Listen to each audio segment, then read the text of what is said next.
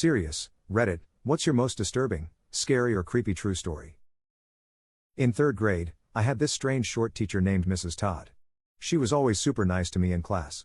She'd always call on me to do the fun activities first, compliment me whenever I did something, and was generally just very positive toward me. At the time, I thought she was perhaps my favorite person in the world. I remember even telling my mother about how much I loved Mrs. Todd.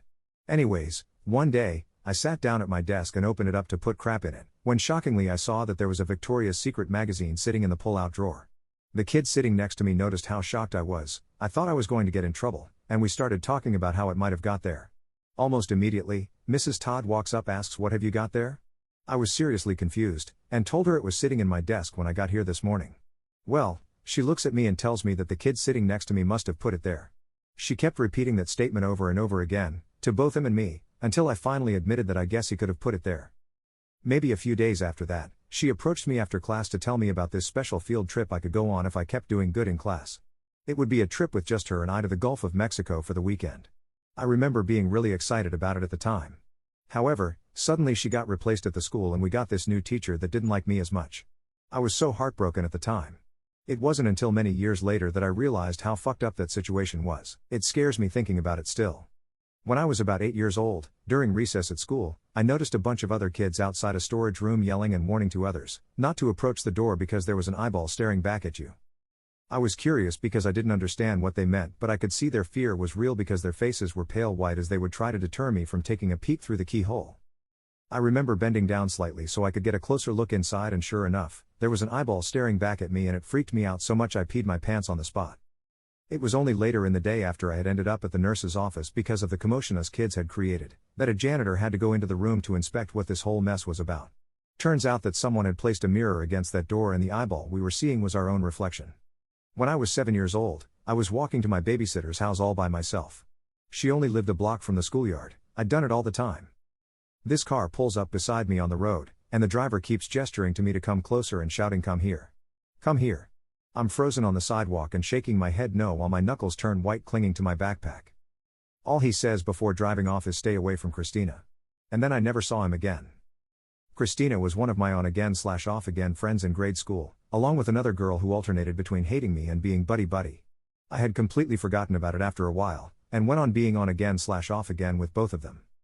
In 5th grade, the other girl invited me to the pop machine in the back hall at lunch. Cool, okay. Quality time with a girl I've known since I was a baby. Sure, we get back to the classroom and Christina tells me that people were playing with my lunch and hid my stuff, but she was nice enough to bring it back for me. I started drinking the pop I'd brought for lunch and something was really off. I spit it out and ran for the water fountain to rinse my mouth out. Turns out, Christina and her sister had topped up my drink with Lysol. If I'd drank much more, I probably would have been stupidly sick.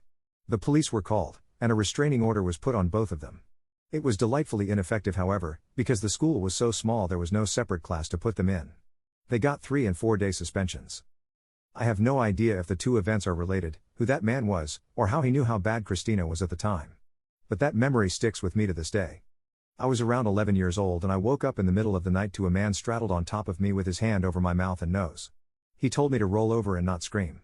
I rolled onto the floor and tried to scream bloody murder. I say tried cause when you are truly terrified it can take a second to find your voice. My mom heard me screaming and came in and fought with the guy. He was at least 6, she was 5 feet 3 inches, and scared him enough with the fighting and screaming that he took off out the window he had come in through. Never did catch him. I was outside playing with friends one afternoon. We were around 9 or 10. We lived in a quiet area. As we were playing, we noticed a man in a truck drive by over and over again. Each time he passed my friend's yard, he would drive slowly. We then realized that this man was recording us with one of those old handheld recorders. It freaked us out. We ran inside their house and called his mom. She told them they needed to stay inside and that I should go home.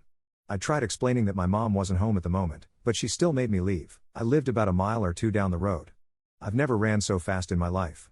I was terrified that man was going to find me as I was running back home. When my mom found out what happened, she was super pissed off my friend's mom hadn't allowed me to stay at their house until she could come pick me up. Abrisina. When I was a kid and lived in my old apartment, my mom befriended the downstairs neighbor and would often invite her over for coffee and tea because she was always so lonely. A few weeks went by without hearing from her, so we both go downstairs and knock on the door. It was like a movie where when you knock the door slowly crept open as if it had been this way for a while. We walked inside and found her in the bathtub covered in blood and the smell was disgusting.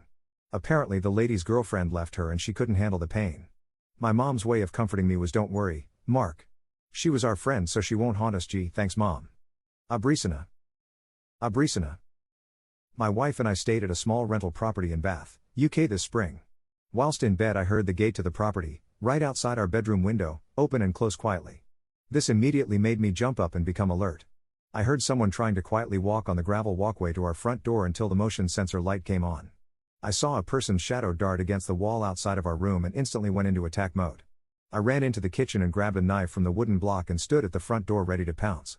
It was silent for way too long and then I heard someone running away and the gate slam. My wife said that once the motion light turned off the person took off running. I have no idea what their intentions were, but I almost stabbed the hell out of someone that night. It still gives me goosebumps thinking about it. Abrisina. Probably just my entire life would count as a disturbing, scary story. My mother and grandmother were always extremely protective over me as a child. I grew up forbidden to visit friends or family, walk down the street, go outdoors by myself, or even cook or drive. It got worse and worse as I grew older. I was 19 and my mother forbade me from having a job. She told me that I had everything that I needed right there with her, I didn't need money. I decided that enough was enough and saved up some money from doing laundry and finding change around the house, swiping what I could here and there, and I had to hide it well. She would steal it from me if she found it. She said that all money was hers and hers alone. I packed my bags one day and tried to leave. She actually tackled me to the ground and dragged me back inside with my grandmother's help, had my phone reported stolen and took it from me so that I couldn't make calls, and slept beside my bed to make sure that I didn't sneak away. She took me to a church meeting one day, holiness, and had the demons blessed out of me for 3 hours solid. No one would help me. She had them all convinced that I was nuts and needed help.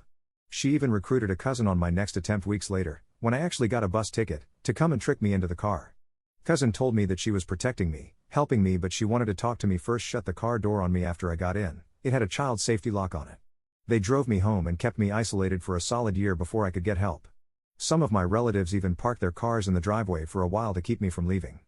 I'm in my room, sitting in front of my computer, working late at night as usual. I have to go pee, so I head out the door. I'm staying with family for a few weeks, so I try to be super quiet to avoid waking anyone up.